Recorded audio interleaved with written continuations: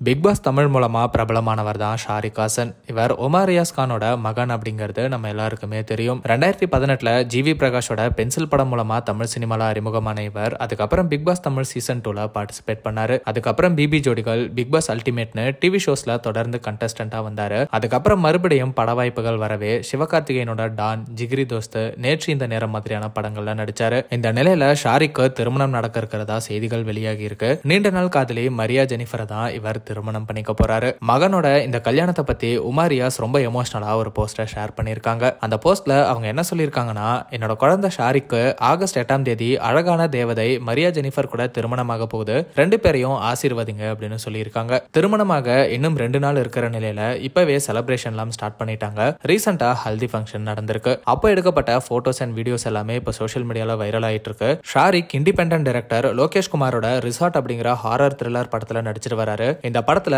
அனன்யா ராவ், ராஜ் ஐயப்பா, அக்ஷய் கமல், காயத்ரி கிருஷ்ணன் இப்படி பலருமே நடிக்கிறாங்க. இந்த நிலையில இவரோட வெட்டிங் நியூஸ் வந்தது அவரோட ஃபேன்ஸுக்கு ஒரு சர்ப்ரைஸ் நியூஸ்னே சொல்லலாம். ஷாரிக்கு இப்ப பலருமே வாழ்த்துக்களை சொல்லிட்டு வராங்க. ட்ரெண்டாக் சார்பா ஷாரிக் அண்ட் மரியா ஜெனிஃபருக்கு எங்களோட வாழ்த்துக்களை சொல்லிக்கிறோம்.